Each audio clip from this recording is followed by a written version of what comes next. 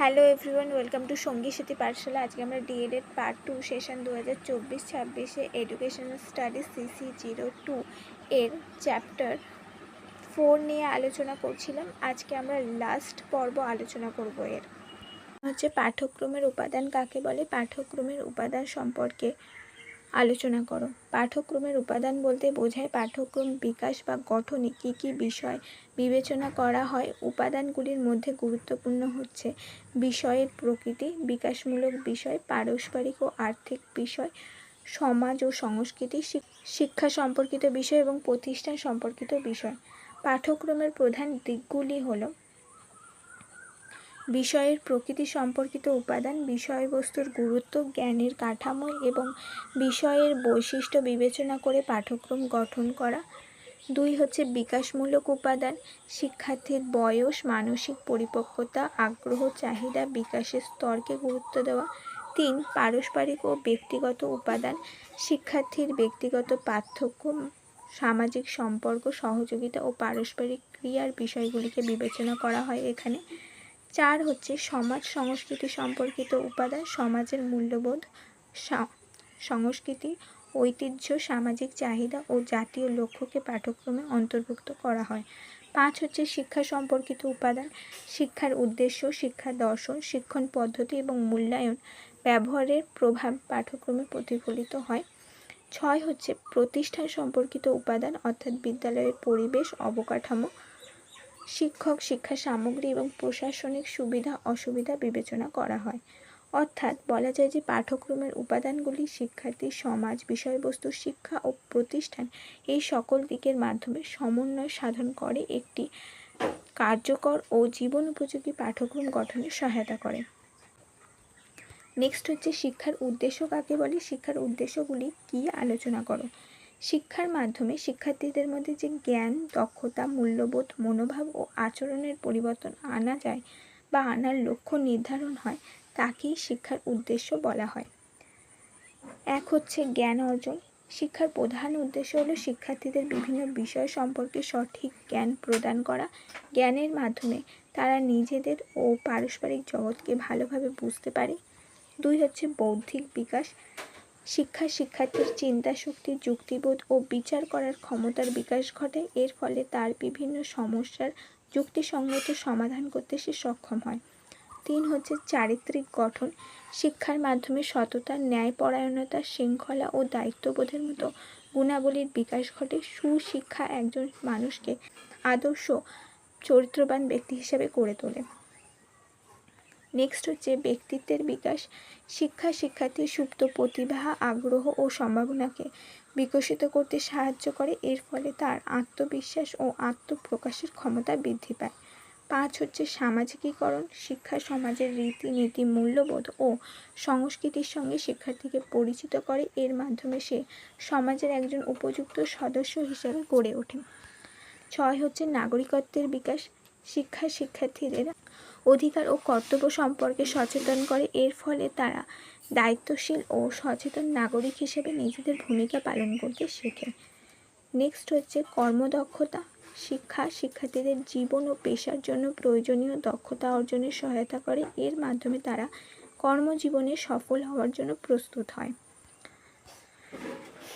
8 হচ্ছে সৃজনশীলতা। শিক্ষা শিক্ষার্থীদের নতুন চিন্তা, উদ্ভাবনী ক্ষমতার বিকাশ ঘটায়। তারা বিভিন্ন সমস্যা ও নতুন কার্যকরী সমাধান খুঁজে বের করতে শেখে। নির্ভরশীলতা। 9 হচ্ছে আত্মনির্ভরশীলতা অর্জন। শিক্ষা মানুষকে নিজের কাজ করে নিজে করা সিদ্ধান্ত গ্রহণের ক্ষমতা প্রদান। এর ফলে আত্মবিশ্বাস বৃদ্ধি পায় এবং অন্যের উপর নির্ভরশীলতা কমে। 10 হচ্ছে জাতীয় সংহতি ও দেশপ্রেমের বিকাশ। শিক্ষা শিক্ষার্থীদের মধ্যে দেশপ্রেম, জাতীয় চেতনা ও সামাজিক দায়িত্ববোধ সৃষ্টি করে। এর মাধ্যমে জাতীয় ঐক্য ও সংহতি সুদৃঢ় হয়। 11 হচ্ছে সাংস্কৃতিক বিকাশ। শিক্ষা নিজের সংস্কৃতি, ঐতিহ্য, কৃষ্টির প্রতি শ্রদ্ধাবোধ গড়ে তোলে। একই সঙ্গে অন্যান্য সংস্কৃতির প্রতিও সহনশীলতা ও সম্মান প্রদর্শন করতে শেখায়। 12 হচ্ছে সামগ্রিক বিকাশ। শিক্ষার চূড়ান্ত উদ্দেশ্য হলো শিক্ষার্থীর শারীরিক, মানসিক, সামাজিক, নৈতিক, আধ্যাত্মিক বিকাশ ঘটানো। এর মাধ্যমে একজন পরিপূর্ণ সুষম ব্যক্তিত্ব সম্পন্ন মানুষ গড়ে ওঠে। নেক্সট হচ্ছে শিক্ষার চাহিদা বলতে কী বোঝো? শিক্ষার চাহিদা পূরণে শিক্ষার ভূমিকা আলোচনা করো। মানুষের ব্যক্তিগত, সামাজিক, অর্থনৈতিক, সাংস্কৃতিক ও জাতীয় জীবনের বিভিন্ন প্রয়োজন পূরণের জন্য যে শিক্ষার প্রয়োজন হয় তাকে শিক্ষার চাহিদা বলে। শিক্ষার চাহিদা বা শিক্ষা মানুষের জ্ঞান, দক্ষতা, মূল্যবোধ ও ব্যক্তিত্বের বিকাশ ঘটিয়ে তাকে সমাজ উপযোগী করে তোলে।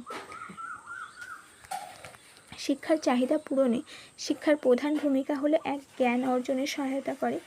শিক্ষা মানুষের জ্ঞানের পরিধি বৃদ্ধি করে এবং তাকে বিশ্ব ও সমাজ সম্পর্কে সচেতন করে তোলে। এর মাধ্যমে মানুষ সঠিক সিদ্ধান্ত গ্রহণ করতে সক্ষম হয়।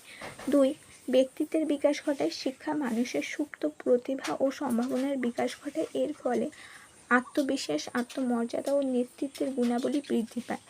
3 হচ্ছে কর্মসংস্থানের সুযোগ সৃষ্টি করে। শিক্ষা মানুষকে বিভিন্ন পেশাগত দক্ষতা অর্জনে সাহায্য করে। এর মাধ্যমে জীবিকা নির্বাহ ও অর্থনৈতিক উন্নয়নের পথ সুগম হয়। 4 হচ্ছে সামাজিক চাহিদা পূরণ করে। শিক্ষা মানুষকে সমাজের নিয়ম, মূল্যবোধ ও সংস্কৃতির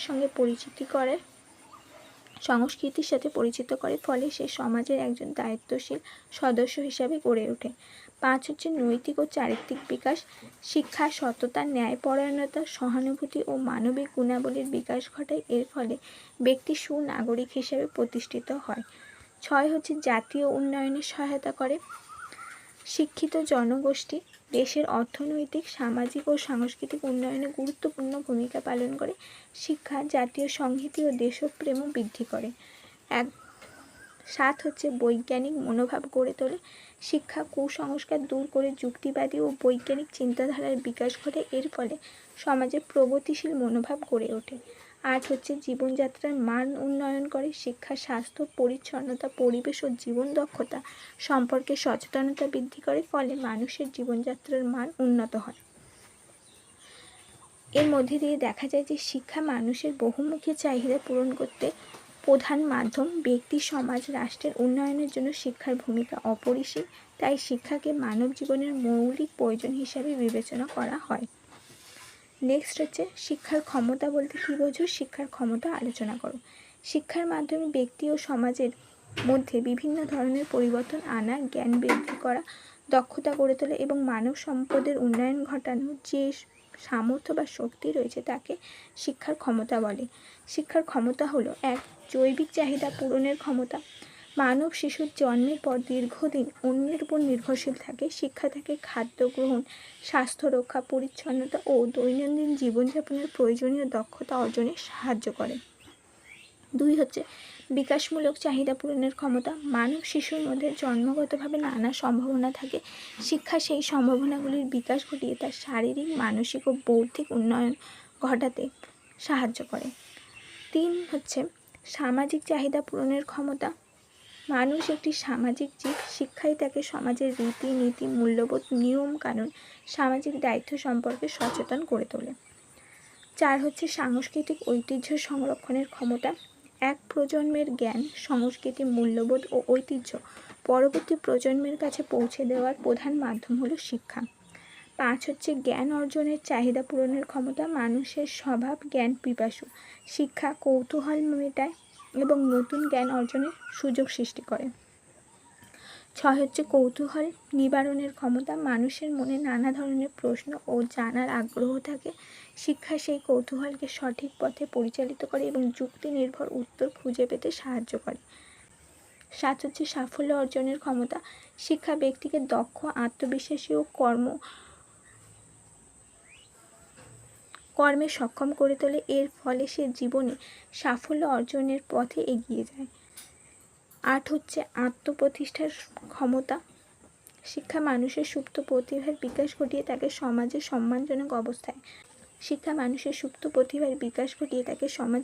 সম্মানজনক অবস্থান অর্জন করতে সাহায্য করে। পরিশেষে বলা যায় শিক্ষা মানুষের জৈবিক, বিকাশমূলক, সামাজিক, সাংস্কৃতিক, জ্ঞানগত ও আত্মপ্রতিষ্ঠার চাহিদা পূরণ করে। তাই মানব জীবনের সর্বাঙ্গীন বিকাশে শিক্ষার ক্ষমতা অপরিসীম। এই ছিল তোমাদের 4 নম্বর চ্যাপ্টারের প্রত্যেকটি প্রশ্ন। এখান থেকে আমরা 7 এবং 16 নম্বরের প্রশ্নগুলি নিয়ে বিশেষভাবে আজকে আলোচনা করলাম। বেশ কিছু ক্ষেত্রে প্রথম দিকে আমরা 2 নম্বরের প্রশ্নগুলো দেখে নিয়েছি। অবশ্যই পুরো চ্যাপ্টারের যতগুলো ক্লাস আছে সবকটি চ্যানেলে ভিজিট করে ভালো করে দেখে নেবে।